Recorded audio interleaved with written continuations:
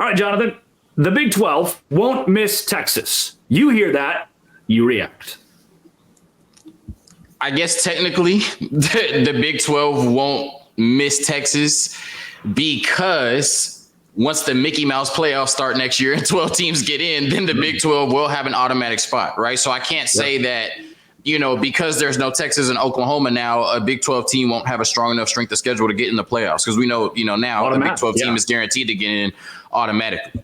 But, we talk about the ACC and we laugh at Florida State and say, you didn't play anybody.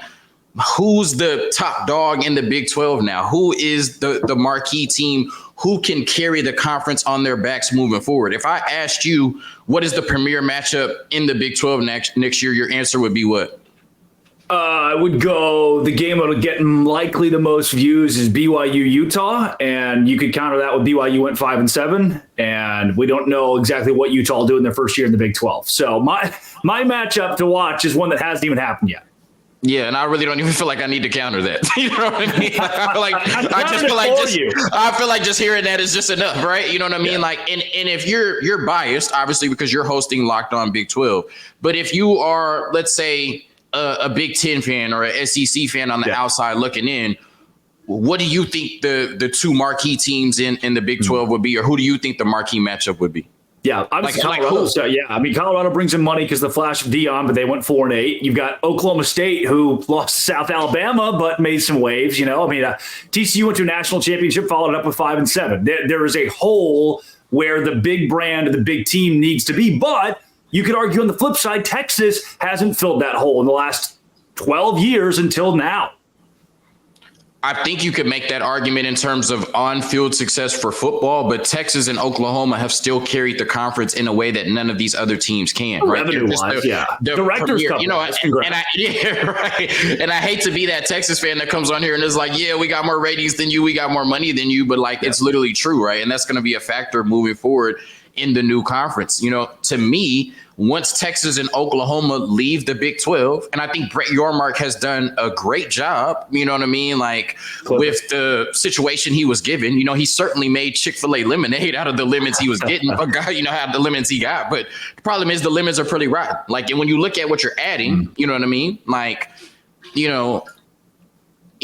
It's quality over quantity, right? You added Houston, you added BYU, you added UCF, you added Cincinnati, Arizona State, Utah, and Colorado.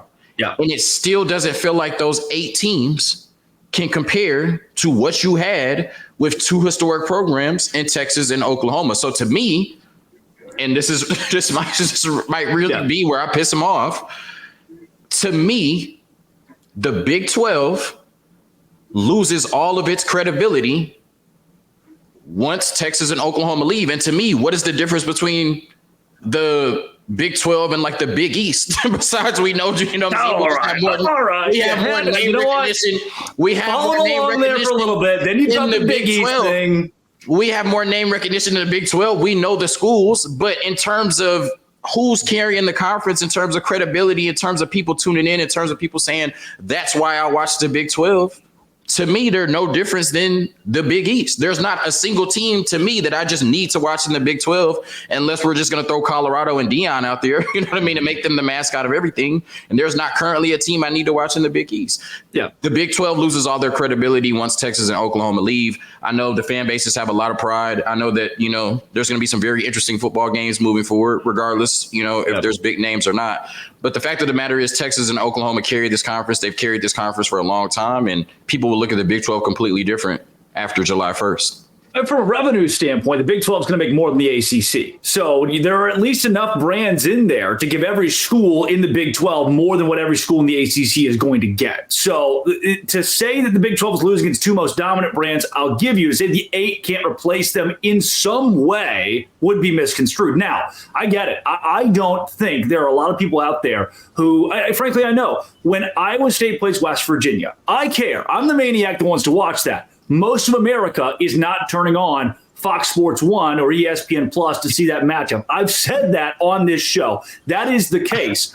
But when Vanderbilt plays Mississippi State, you still get that. The crutch here is that Vanderbilt and Mississippi State is still a far cry. Like West Virginia and Iowa State can be two teams that compete in the Big 12, whereas Mississippi State and Vanderbilt don't in the SEC. That's where I give you. But there are still ways in which the Big 12 has salvaged this from a money standpoint, which matters the most. So give me this. I'll give you a hard-pressed one. When you're, as a Big 12 guy or as a Texas guy, looking at the Big 12, what do you think? What do you think about the? Are you sad to leave? Are you goodbyes is sentimental at all, or like what has led to so many Texas fans now all of a sudden hating the Big 12 conference?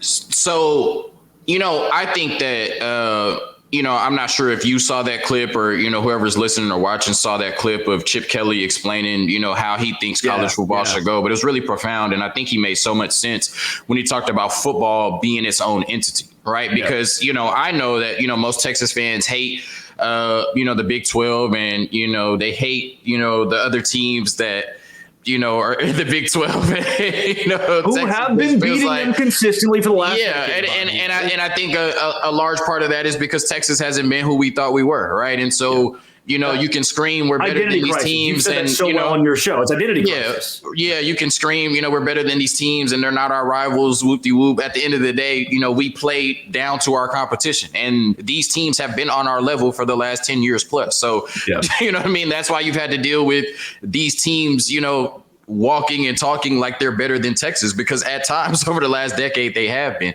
But for most of, not at times, most of. Okay. But for which me, you should be able to say now that they're in the college football playoff. You could admit. Right. Yeah. I can brag different. Shout out to JT. Right. So, but for me, I'm going to miss Big 12 basketball. You know what I mean? I'm going to miss Big 12 baseball, right? And there's other other sports and athletics at the University of Texas that should still be playing in the Big 12. So for me, it's a little bit, sad, right? Because I think football should be its own entity that can move to the SEC and we could continue every other sport business as usual. So I'm a little bit sad, but I'm also ready to move on. It's just when we're talking about football, this episode is about football. The SEC and the Big 10 are the two premier conferences, right? And that's why, the SEC got Texas and Oklahoma. That's why the Big 10 got Washington and Oregon. And, I hate to co-sign this slogan. I hate to be cliche, but they're not lying when they say it means more, Drake. It just means more. It means more, Drake. Same thing as the Big East thing. It's like you had me and I was a respectful point and then just bam. On October 19th, 2024, Georgia will be in Austin, Texas. Can you please tell me the Big 12 game at DKR that has come remotely close to Georgia in DKR on October 19th in recent memory? No. Because it means more. That's exactly what it is. Somebody out there very excited to get to the SEC, and Texas fans are very excited to get to the SEC. And I'm not even going to take this time to dump on the Big 12 and say all the reasons that Texas fans hate the Big 12 and why we're so ready to move on. I'm not even going to take this time to take this opportunity to do that, right? I'm just going to talk about the good, talk about the positive. And I think from a fan experience, perspective, you get to see Georgia at home now. I know Florida is down, but you get to see Florida at home now. Now, instead of going to, I said I wasn't going to dump on any of these, cities in the Big 12. Damn, it's so hard not to, right? But now you get to go to the Swamp. You get to go to Bryant Denny. You get to go to Rocky Top. You know what I mean? You get to go to Nashville, Tennessee, right? While you get to watch Vanderbilt play football as well. So there's just so many premier destinations in the SEC, and now those teams come to DKR as well. From a fan experience perspective, it's just a level up in a huge way going to the SEC. So that's why I'm ready to leave the Big 12. Not because anything the Big 12 did. Like I said, I'll save that for somebody else on a different podcast. But because of the experience you get in the SEC, once again, it just means more. I want to be clear, too, for those that are somebody screaming in the car, like, what about basketball? What about basketball? Truly, football pushes the needle. These TV networks are paying for football. The money is brought in on football, and that's the reason the Big 12 hasn't brought in Gonzaga yet or hasn't brought in UConn in basketball only. This is all it revolves around football, period. And that is a sport that now all of a sudden Texas is good in. In their last year in this league, they just had to go to the college football playoff, and I think Texas is going to win the whole thing. Let's get your thoughts on that coming up right here on Locked On Big 12, Locked On Longhorns, part of the Locked On Podcast Network, your team every day.